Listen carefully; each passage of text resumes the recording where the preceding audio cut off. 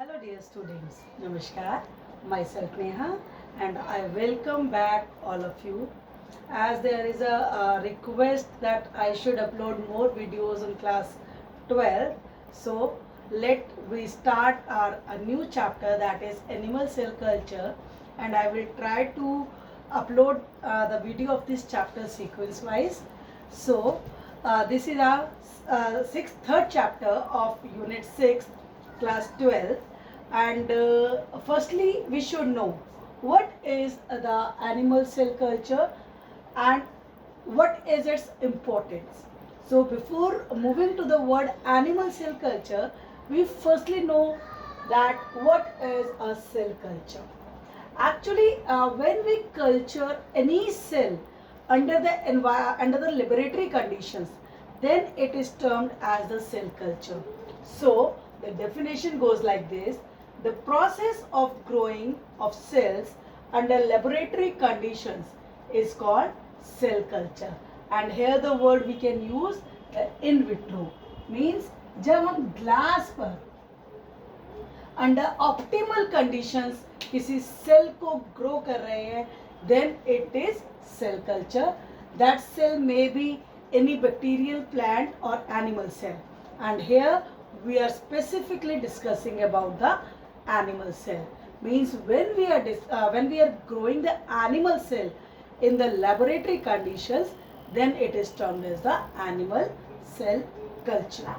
So firstly we should know what are the various advantages and the disadvantages of this animal cell culture. Homogeneous genetic population.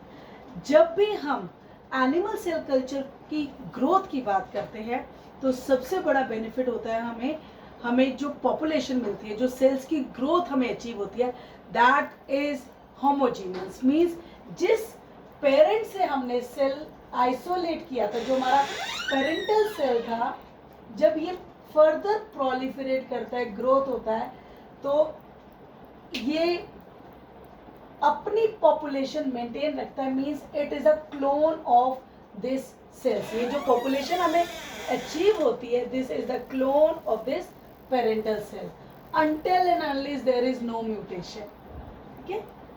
Second is हम यहाँ पर physical जो conditions है, environment, chemical जो conditions है, वो अपने accordingly control कर सकते हैं. We can easily add the gene when we culture a cell in the laboratory conditions. Next, availability and cost effectiveness. इस चीज़ को हम इजीली इस तरह से समझ सकते हैं. आज की डेट में हम रेगुलरली सुन रहे हैं कि scientist are trying to make the vaccine for the COVID-19 and they are entering into the phase 2 of the trials, phase 3 of the trials. Actually what is this? जब भी हमारे साइंटिस्ट कोई ऐसा काम करते हैं जो ह्यूमंस के लिए है, तो वो जब स्टार्टिंग होती है उस पर हम कह सकते हैं कि एनिमल सेल्स हमें ज़रूरत पड़ती है. कैसे? क्योंकि हम कोई भी ट्रायल्स डायरेक्टली ह्यूमन बॉडी पे नहीं करते. हम वो ट्रायल्स पहले लैब में करते हैं और उस ट्रायल्स के लिए हम लोगों को एनिमल सेल्स की ज़रूरत होती है. And these are the animal cells on which we can do the trials. So as they are present in the laboratory, we can cultivate in large number, so we can easily say easy availability and cost effectiveness. जब large scale पे कोई भी काम होता है तो वो हमें cost effective हो जाता है, सस्ता पड़ता है, economical हो जाता है. Disadvantages: as animal cells are very small in size, so it is very tough to deal with them. यहाँ पर बहुत ज़्यादा हमें प्रिसाइजनेस चाहिए काम करने की. Challenging scale up. Scale up क्या होता है? स्केल अप होता है किसी चीज़ का लार्ज स्केल प्रोडक्शन करना. हम यहाँ पर बात कर रहे हैं एनिमल सेल्स की. हम एनिमल सेल्स पर इंटरेस्टेड है क्योंकि हमें बहुत सारी तरह के प्रोडक्ट्स बनाने हैं. से हम आज की डेट में बहुत सारी तरह के animal, mainly human related vaccines, drugs बना रहे हैं. तो वो जो ड्रग्स है वो हमें एक या दो सेल्स पे ना बनाकर लार्ज स्केल कल्टीवेशन करना है तो वहां पर जब हम लार्ज स्केल कल्चरिंग की बात करते हैं, that is scale up, and yes it is tough for the large scale culturing of the animal cells. अभी हमने कहा कि यहाँ पर होमोजीनियस जेनेटिक पॉपुलेशन मेंटेन होती है, बट अगर म्यूटेशंस आ जाए या कोई चेंजेस आ जाए तो वो क्या होता है, वहाँ पर वेरिएशंस आ जाती है, and in that particular case they may not represent the same phenotype और द जीनोटाइप, क्योंकि वेरिएशंस आ गई है। तो ये कुछ एडवांटेजेस और डिसएडवांटेजेस थे एनिमल सेल्स पर काम करना। कंपैरेटिवली प्लांट सेल और माइक्रोबियल सेल से टफ पड़ता है, बट इसकी रिक्वायरमेंट आज की डेट में बहुत ज़्यादा बढ़ चुकी है, और कोविड-19 के केस में हम इसको बहुत अच्छे से समझ चुके हैं। सिर्फ ये एक एग्जाम्पल है, बट पिछले कुछ सालों से, इवन हम कह सकते हैं डिकेड से, there is the use of these animal cell culture for the development of the various vaccines which we regularly use in our daily lives. So the definition of the clones, the homogeneous population, homogeneous means same population derived from a single parental cell। यहाँ पर हमने example लिया single parental cell, उसका जब culturing हुआ और ये जो हमें पॉपुलेशन मिली which is genetically similar to the parent, then it is known as each of these cells are the clones of their parents. Next, about the animal cell, the growth rate of the animal cell is very slow. A cell, single cell, approximately takes about 18 to 24 hours to divide. So these animal cells are more vulnerable to contamination। means आपने culture तो animal cell का लगाया, but animal cell की growth नहीं हुई और वहाँ contamination आ गया। अगर एक भी बैक्टीरियल सेल आ गया तो बैक्टीरिया तो बहुत जल्दी प्रोलिफरेट करता है, and then our animal cell culture will not be obtained by us, then we will get the bacterial contamination only। who is known as the father of the animal tissue culture? This tissue culture was approximately a century back done by Harrison in the 1907। Today we are in the era of 2020। First established cell lines, अभी हम cell lines discuss करेंगे। पहली जो cell lines बनाई गई थी वो George गे ने बनाई थी फरवरी 1951 में, हेला सेल लाइन्स। एक्चुअली इन सेल लाइन्स का हेला नाम इसलिए है बिकॉज दीज सेल्स, जिसकी ये सेल लाइन है, सेल लाइन अभी हम पढ़ेंगे, जो ये सेल्स है ये डेराइव किए गए थे और ओरिजिनेट हमने ऑब्टेन किए थे फ्रॉम द ह्यूमन बीइंग। एक लेडी थी जिनका नाम था Henrietta lakhs. She was suffering from cervical cancer. तो इनकी बॉडी से, इस कैंसर के टिश्यू से हमने ये सेल्स को आइसोलेट किया था और उसको फिर हमने आगे यूज किया, इसीलिए इस सेल लाइन का नाम रखा गया हेला सेल लाइन्स। और आज हम एनिमल सेल कल्चर को बहुत सारी वैक्सीन्स प्रोडक्शन के लिए, ड्रग्स प्रोडक्शन के लिए यूज करते हैं। इवन सिंपल एनिमल टिश्यू को स्टडी करने के लिए हम एनिमल सेल लाइन्स का यूज करते हैं। So let's move to the next topic, that is the different features of the animal cell culture. तो जब हम डिफरेंट फीचर्स की बात करते हैं एनिमल सेल कल्चर में, इसमें जो सबसे पहला आता है that is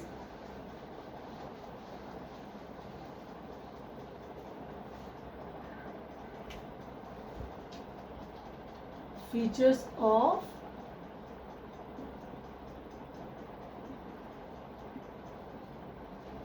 animal cell culture।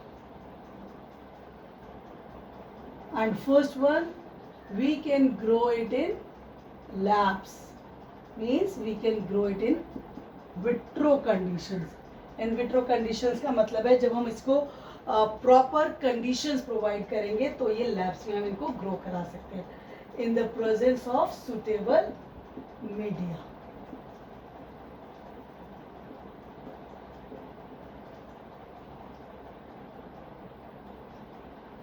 Suitable media क्योंकि हर सेल की अपनी एक रिक्वायरमेंट होती है और उस रिक्वायरमेंट के अकॉर्डिंग उसको वही न्यूट्रिएंट चाहिए होता है।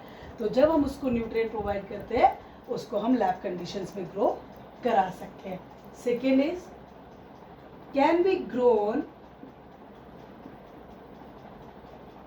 For limited generation. This is very important in case of humans और एनिमल्स। लिमिटेड जनरेशन का क्या मतलब है? Means they have a finite life span. ये कॉन्टिन्यूअसली ग्रो नहीं करते, इनकी एक पर्टिकुलर लाइफ होती है। For example we can understand that an infant grow up to adulthood. हमारी हाइट अच्छे से बढ़ती है एडल्टहुड तक, बट उसके बाद नहीं बढ़ती। But this is not the case with the plants. Plants grow continuously, but the animal cells have the finite lifespan. So we can say, and this feature is associated with all normal tissues. Normal sales के साथ है ये feature. अगर कोई cancerous cell है तो उसमें ये प्रॉपर्टी नहीं होती। Next third property, and this is very important, that is contact inhibition. Understand this word carefully. What is contact inhibition? Contact inhibition का मतलब है जब हमारा एक सेल ग्रो कर रहा है तो वो पूरे सरफेस को, it fill the surface of the vessel. से आपका एक सेल यहाँ पर है, इट स्टार्ट्स डिवाइडिंग। तो ये कभी भी, अगर एनिमल नॉर्मल एनिमल सेल है, ये कभी भी ऐसे ग्रो नहीं करेगा। It just divide into 2, then it divide into 4, then it divide into 8, और इस तरह से 8 और 9।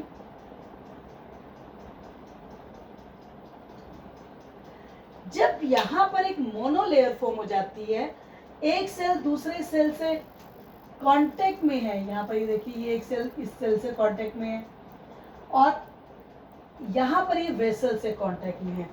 तो अगर ये नॉर्मल सेल है, नॉर्मल एनिमल सेल है, तो ये फर्दर ग्रो नहीं करेगा। मीन्स व्हेन इट रीचेस कन्फ्लुएंसी,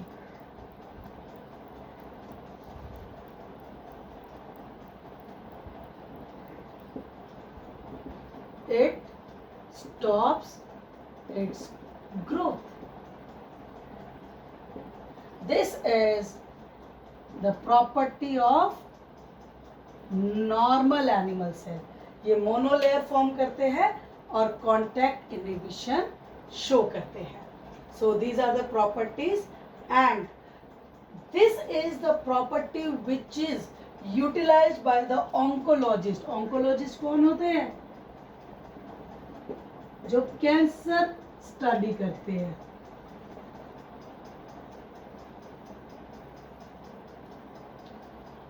जो हमारे कैंसर के डॉक्टर्स होते हैं, ठीक है ना, जो हमारा ट्रीटमेंट करते हैं। ये प्रॉपर्टी ऑन्कोलॉजिस्ट कैसे आइडेंटिफाई करते हैं, इसको यूज करते हैं for identification of normal and cancerous cells. देखिए, if it is a normal cell and if it is a cancerous cells, actually what happens, जो cancerous cells होते हैं, they have lost the property of contact inhibition.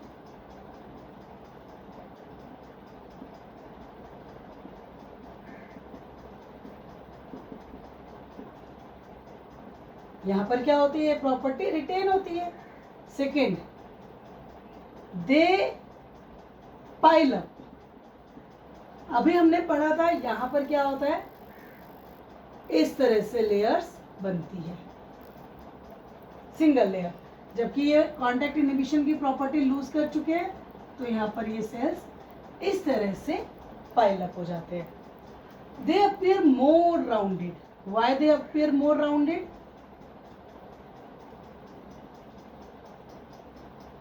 Because they are continuously dividing. इनकी जो division capacity है, इनका जो growth rate है that is more as compare to this. हमने कहा था यहाँ पर ग्रोथ रेट स्लो होता है, जबकि यहाँ पर growth rate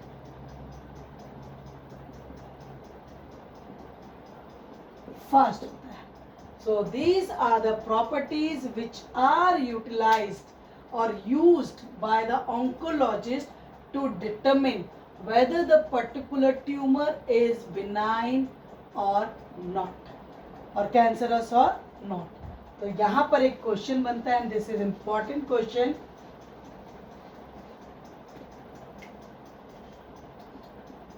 Which property is utilized by oncologist to determine whether tumor is cancerous.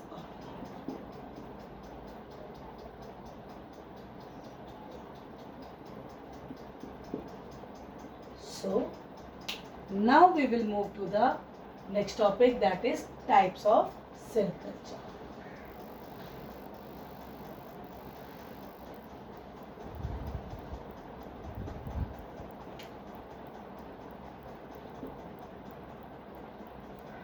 Types of animal cell culture में हमारे पास आता है सबसे पहले primary cell culture.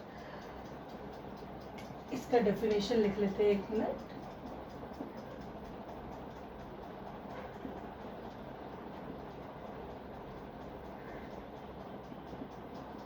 Primary cell culture होता है when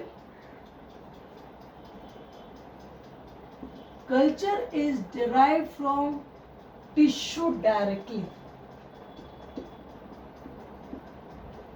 से हमने कोई एक टिश्यू लिया या कोई ऑर्गन लिया और उस ऑर्गन से हमने डायरेक्ट कल्चर किया, डेराइव फ्रॉम टिश्यू और organ,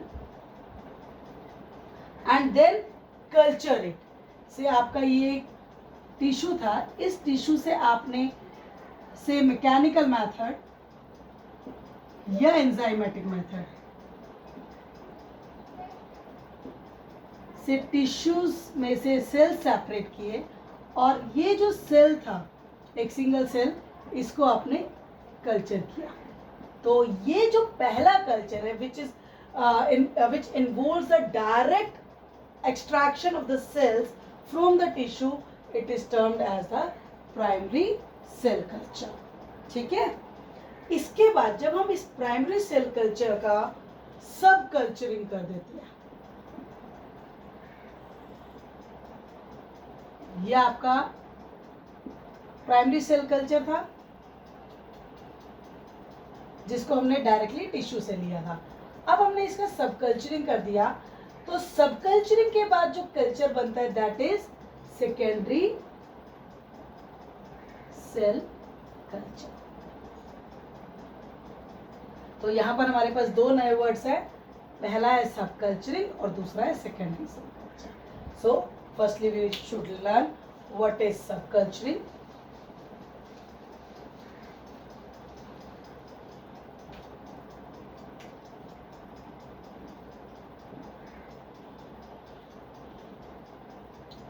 Subculturing is also known as passaging. It is defined as the shifting or transfer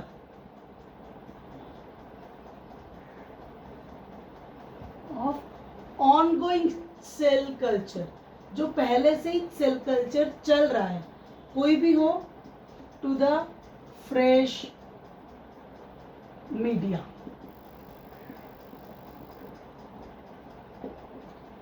सब कल्चरिंग होती है जब हम फ्रेश मीडिया पर कल्चर को ट्रांसफर करते हैं, क्योंकि अगर कल्चर को फ्रेश मीडिया पर ट्रांसफर नहीं करेंगे तो उसमें वेरिएशंस आ सकती है, सेल्स की डेथ हो सकती है. So this is passaging, and after passaging what we receive is termed as secondary cell culture और cell line. Duster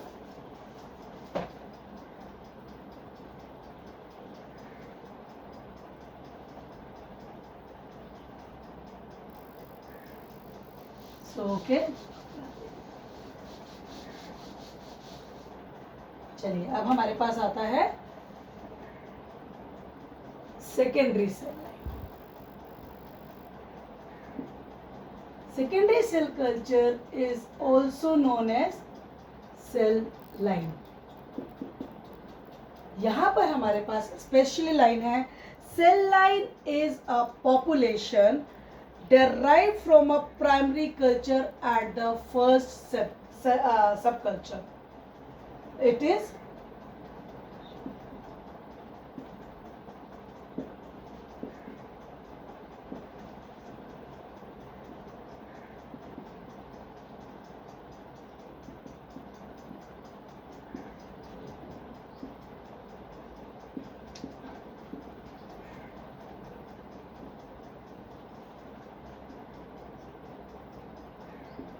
at its first subculture, and this at first subcultural is also known as cell line. यहाँ पर देखिए, ये हमारा tissue था. इस tissue को हमने मैकेनिकल या एंजाइमेटिक मेथड से ट्रीट कर कर हमने यहाँ पर एंजाइम लिए है. से ट्रिप्सिन होता है, एक्टिनेजेस होता है, जो इनके बीच के सीमेंटिंग लेयर होती है उनको तोड़ देता है. And we separated the cells. When we culture this cell on a media, when we culture cell on the media, this is media,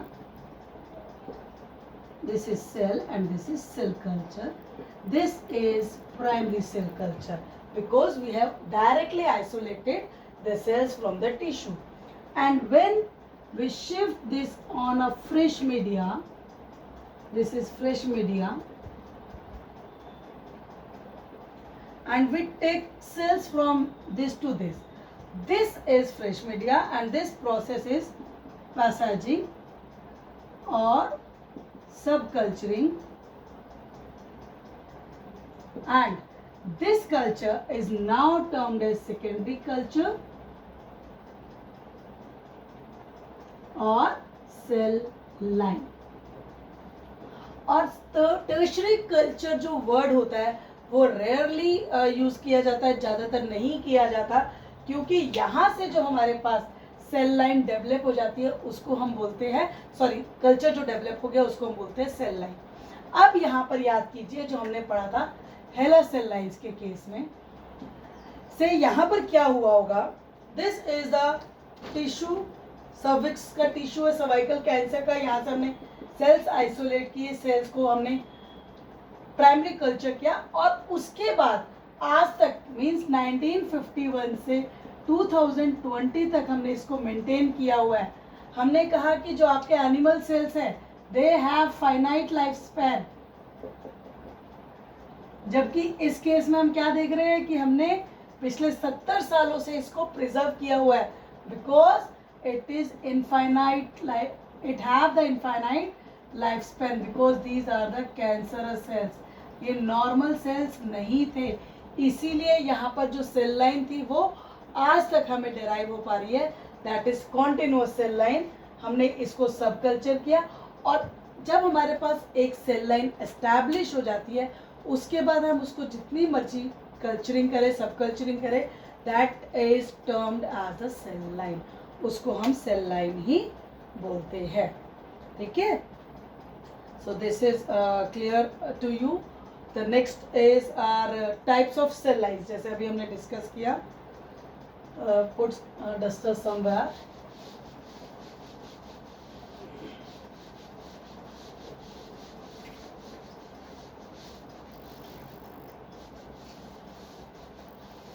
तो यहाँ पर हमारे पास आता है types of cell line. Again an interesting question, an important one. There are two types of the cell line. One are the finite cell lines, जो normal cells की होती है, and another are the continuous cell lines. Continuous cell lines होती है जो हमें cancerous cell से मिलती है. तो यहाँ पर हम लोग पढ़ सकते हैं कि फाइनाइट सेल लाइन्स और कॉन्टिन्यूअस सेल लाइन्स में क्या डिफरेंस होता है। यहाँ पर देखिए इसका लाइफ स्पैन लिमिटेड होता है, its life span is unlimited या इन्फिनाइट लाइफ स्पैन बोलते हैं हमको, infinite life span. Growth rate is slow और high, it should be slow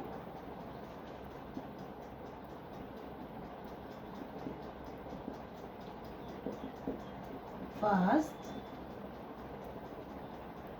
their anchor is dependent,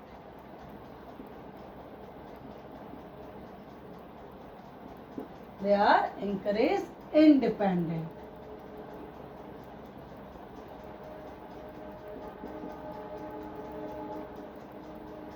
इसका क्या मतलब है? अभी हमने पढ़ा था जो हमारे पास सेल्स होते हैं वो सरफेस पर एक लेयर बनाते हैं, मोनोलेयर फॉर्म करते हैं। तो इसका क्या मतलब है, ये नीचे लगे हुए तो इनको एक सरफेस चाहिए, जबकि जो आपके पास कैंसरस सेल्स होते हैं वो क्या करते हैं, पाइल अप हो जाते हैं, तो इनको एक सरफेस नहीं चाहिए। इसीलिए we can say they are anchorage dependent and they are non anchorage dependent. Next is density limitation. Confluency receive होते ही ये रुक जाते हैं, ये रुकते नहीं हैं।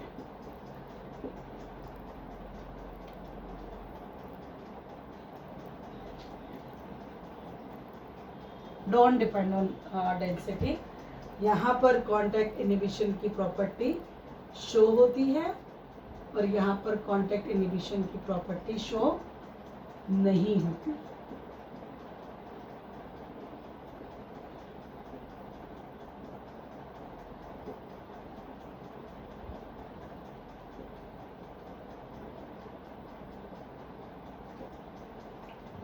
So these are few of the एक और यहाँ पर हमारे पास जो होते हैं ऑल्टर्ड कैरेक्टरिस्टिक्स हमें मिलते हैं बहुत लेटर ऑन। यहाँ पर ऑल्टर्ड कैरेक्टरिस्टिक जो फिनोटाइप और जीनोटाइप से डिफरेंसेस होते हैं वो हमें मिलते हैं। यहाँ पर एक बार और डिस्कस कर लेते हैं फिनोटाइप और जीनोटाइप्स वर्ड। ये बच्चों ने सब ने पढ़ा हुआ होता है, पर हम कंफ्यूज हो जाते हैं। Phenotype are the morphological features जो हमें बाहर से दिखते हैं, and genotype is the genetic makeup.